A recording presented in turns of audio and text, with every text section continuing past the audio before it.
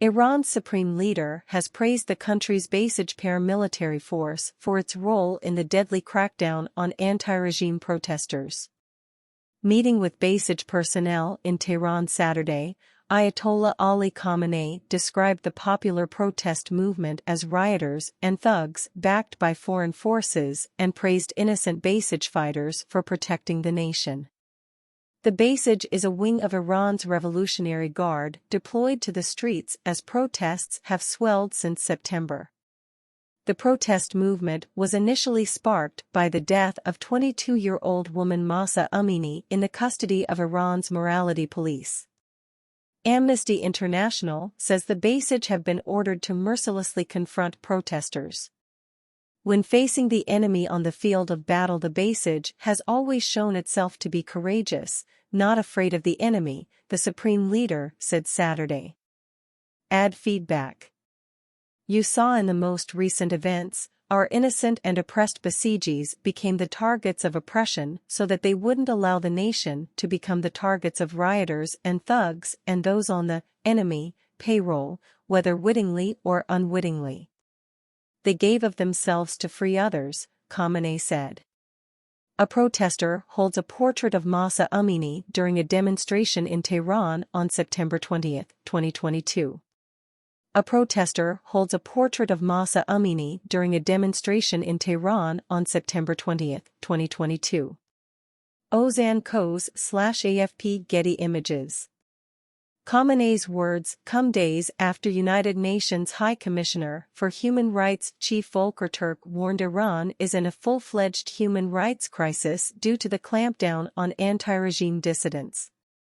Member states of the UN Human Rights Council passed a motion titled "The Deteriorating Situation of Human Rights in Iran, especially in respect to women and children" on Thursday, forming a fact-finding mission probing Iran's human rights violations during nationwide protests over the past months. Turk called for independent, impartial and transparent investigative processes into the violations of human rights in Iran during the special session, telling the 47 member states' council in Geneva that security forces have reportedly responded to protests by using lethal force against unarmed demonstrators and bystanders who posed no threat.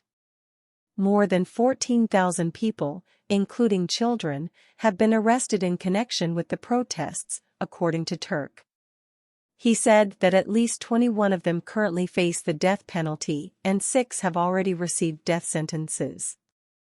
Among those arrested are 2 well-known Iranian actors, Hengame Ghaziani and Katayan Riahi, who were taken into custody on separate occasions for publicly backing the nationwide protests, according to the semi-official Tasnim news agency. Top Shot, a picture obtained by AFP outside Iran on September 21, 2022, shows Iranian demonstrators taking to the streets of the capital Tehran during a protest for Mahsa Amini, days after she died in police custody. Protests spread to 15 cities across Iran overnight over the death of the young woman Mahsa Amini after her arrest by the country's morality police, state media reported today. In the fifth night of street rallies, police used tear gas and made arrests to disperse crowds of up to 1,000 people, the official IRNA news agency said. Photo by AFP, photo by /AFP via Getty Images. U.S. imposes sanctions on additional Iranian officials for crackdowns on protests. The Islamic Republic has been gripped by a wave of anti-government protests sparked by the death of Amini allegedly for not wearing her hijab properly. Authorities have since unleashed a deadly crackdown on demonstrators, with reports of forced detentions and physical abuse being used to target the country's Kurdish minority group. In a recent CNN investigation, covert testimony revealed sexual violence against protesters, including boys, in Iran's detention centers since the start of the unrest. The unprecedented national uprising has taken hold of more than 150 cities and 140 universities in all 31 provinces of Iran, according to Turk.